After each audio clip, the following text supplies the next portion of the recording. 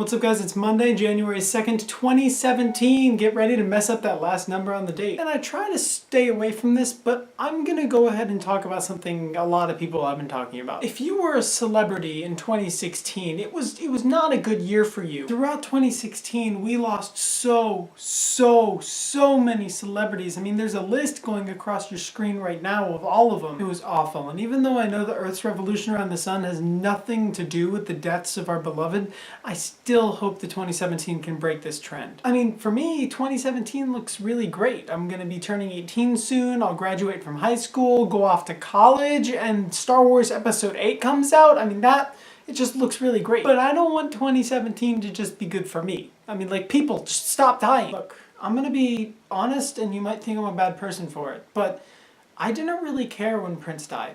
I didn't really care when most of these celebrities died. Yeah, that sounds awful, but it's true. And just before this gets too bad, I do care about their loved ones and everyone who they impacted on their brief existence on this planet. I didn't really enjoy listening to Prince's music, so I didn't listen to a lot and I wasn't attached to him that much, which means he didn't have a big impact on me, which means when he went away, I didn't really lose anything. That's not to say that 2016 didn't have an impact on me with the celebrity deaths. I mean, I lost a lot of people that I care for deeply. Alan Rickman, Harper Lee, Christina Grimmie, Anton Yelchin, Gene Wilder, Arnold Palmer, John Glenn, George Michael, and Debbie Reynolds. I mean, the amount of cuts that I just made to get to their pictures is too much. That's too many people that only one person cares for a lot. I mean, in my brief existence on this planet, I've never experienced this much. The people that I cared for who died in 1 year is much smaller than that. But we all know where I'm going with this. There was one death this year that I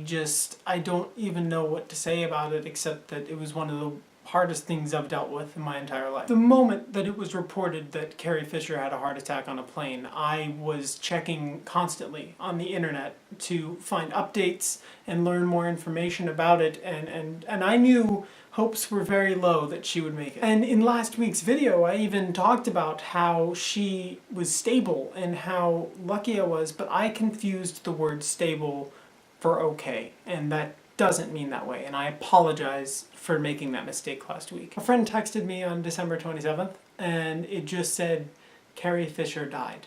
And I was in denial. I went on websites and I kept looking for more information, and everywhere it was saying she was dead, and I kept telling myself it was a bad dream. I turned on the news on TV and it was reporting that she had died, and I was still convincing myself that I was going to wake up soon. But with every news source I saw, more hope just faded away, that it was a dream, until there was no hope left. It's an awful feeling, and I use the present tense because it's still hurting me. I'm still depressed. She's been in my life as long as I can remember. I've always watched Star Wars my entire life, and that's not to say that she's limited to Star Wars, but the way she's impacted me the most, by far, is by being in Star Wars. I played Star Wars Battlefront only using her character. I watched the Star Wars movies that she was in. I listened to her theme music on loop. I learned to play her theme music on saxophone and piano. I started reading her book, and I even missed a big family gathering on the 27th. Carrie taught me so many things that I just took for granted because she was always there. She taught me that people, even celebrities, can make a mistake or mistakes and still recover from them. She taught me that looks aren't anything but DNA and youth. And most importantly, from a very young age, she taught me that girls can be just as badass as boys. And losing her influence,